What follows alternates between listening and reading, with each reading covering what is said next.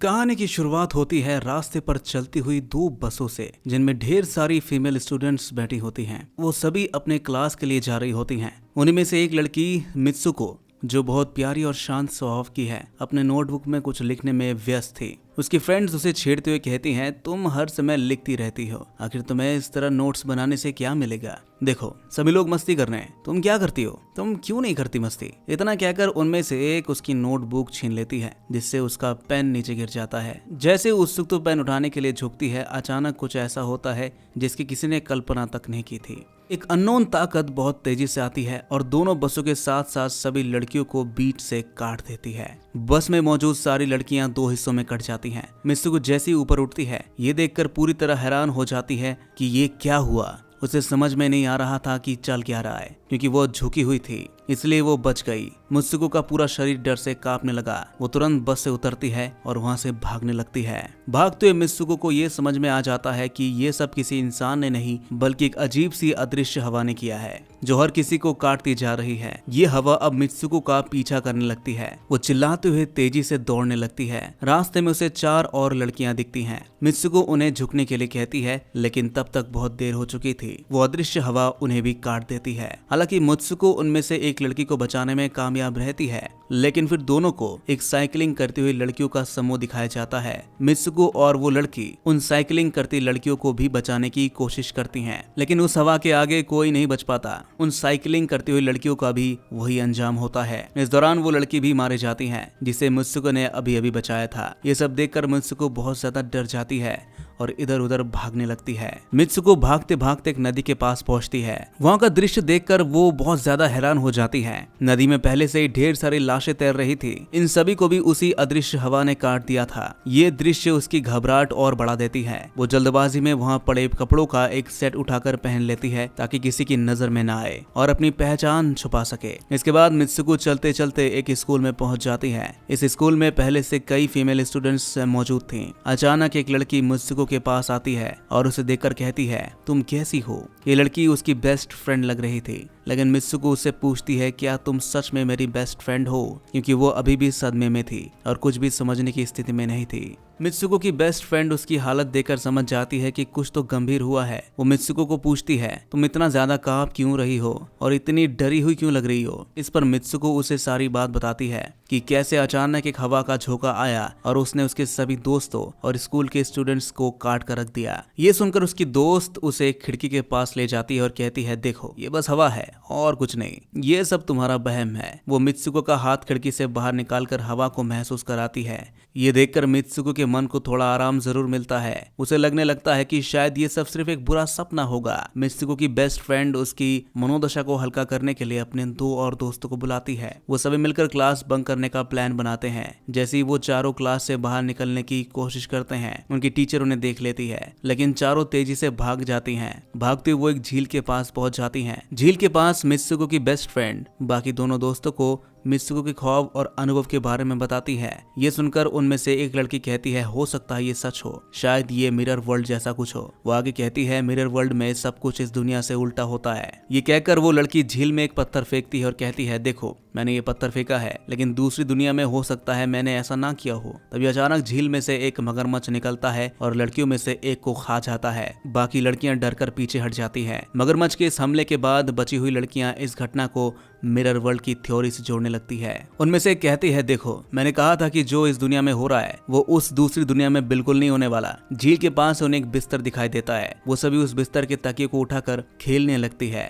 तभी दूर से 2 लड़कियां उन्हें देख रही होती है। दूर खड़ी दोनों लड़कियों में से एक, जो ब्राइडल गाउन पहनी होती है, दूसरी से कहती है, हमें कुछ ऐसा करना होगा जो इस दुनिया में असंभव हो, क्योंकि हमारी किस्मत पहले से लिखी जा चुकी है, लेकिन हम इसे बदल सकते हैं। ये सुनकर मित्सुको और उसकी बेस्ट फ्रेंड भी सोच में बढ़ जाती हैं। बाद में सभी लड़कियां अपने स्कूल वापस लौटती हैं और अगला लेक्चर लेने के लिए अपनी क्लास में चली जाती है। जैसे ही मित्सुको क्लास में बैठती है, उसके पास एक तकिया पड़ा हुआ दिखाई देता है। वो उसे उठाने के लिए झुकती है, लेकिन उसी समय उसकी टीचर गन लेकर पूरी क्लास में फायरिंग शुरू कर देती है। मित्सुको जैसी तकिया उठाकर ऊपर देखती है, उसे पता चलता है कि पूरे क्लास की लड़कियां मारी जा चुकी है। वो एक बार फिर बच जाती है जैसे पिछली बार अपने ख्वाब में बची थी। उसकी टीचर उसके पास आकर कहती है, तुम्हारी हिम्मत कैसे हुई क्लास बंक करने की, तुम्हारा मरना तय है अब। इसी बीच दो लड़कियां क्लास में आकर मित्सुको को बचाने की कोशिश करती हैं, लेकिन तभी एक दूसरी टीचर आती है और उन दोनों लड़कियों को गोली मार देती है। अब जितने भी स्टूडेंट्स बचे थे वो सब मित्सुको के साथ वहां से भागने लगते हैं। स्कूल की सभी टीचर्स बंदूकों से फायरिंग करते हुए एक लड़की का पीछा करती है। लड़कियां जान बचाने के लिए तेजी से भागती हैं। जैसे ही वो स्कूल से बाहर आती हैं, वो अदृश्य हवा फिर से लौट आती है। हवा लड़कियों को दो भागों में काट देती है।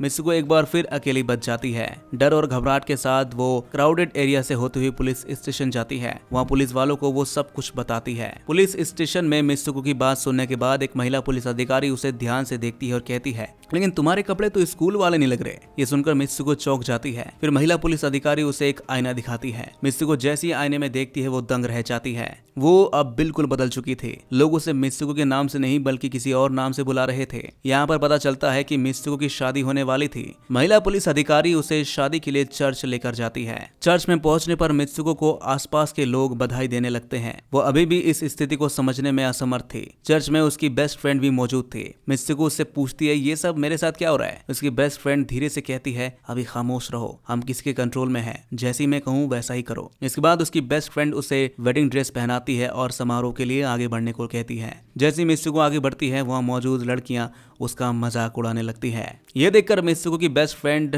को गुस्सा आता है और वो एक एक करके सभी लड़कियों को मारना शुरू कर देती है। मित्सुको आगे बढ़ती है और अपने ग्रूम की जगह एक ताबूत खड़ा हुआ देखती है। जब ताबूत खोला जाता है तो उसमें से एक आदमी निकलता है जिसके सिर पर पिग का मास्क था। मित्सुको उसे देखकर बहुत डर जाती है और एक टूटी हुई बोतल से उस पर हमला करती है। इसके बाद वो और उसकी बेस्ट फ्रेंड चर्च से भाग जाती है। चर्च से बाहर निकलने के बाद गेट पर दो लड़कियां मित्सुको और उसकी बेस्ट फ्रेंड को रोकने की कोशिश करती हैं। मित्सुको की बेस्ट फ्रेंड उनसे भिड़ जाती हैं और उन्हें मार देती है। इसी बीच मित्सुको एक अलग दिशा में भागने लगती है। जब उसे यकीन होने लगता है कि उसके साथ कुछ बहुत गलत हो रहा है तो वो भागते भागते मित्सुको एक और आईने के पास पहुंच जाती है। जैसे वो उसमें खुद को देखती है, वो पाती है कि उसका रूप फिर से बदल चुका है। इस बार वो खुद को एक नई जगह पर पाती है जहाँ एक रेस हो रही होती है। रेस के मैदान में कुछ लड़कियां मित्सुको के पास आती है और कहती है, तुम तो सबसे अच्छी रेसर हो, यहाँ खड़ी क्यों हो, भाग क्यों नहीं ले रही। यह सुनकर मित्सुको रेस में भाग लेना शुरू करती है। दौड़ते समय उसे अपने भीतर एक अजीब ऊर्जा महसूस होती है। रेस जीतने की कोशिश में मित्सुको अपने आसपास मारे गए दोस्तों की झलक देखती है। इस दौरान उसकी बेस्ट फ्रेंड भी वहाँ पर मौजूद होती है। दोनों साथ दौड़ते हैं, लेकिन तभी वो देखती है कि पिग मास्क वाला आदमी और चर्च की वही औरतें उनका पीछा कर रही हैं। रेस के दौरान कुछ लड़कियां मित्सुको से कहती है, तुम इस दुनिया से बाहर निकल जाओ, यही तुम्हारे लिए सही होगा।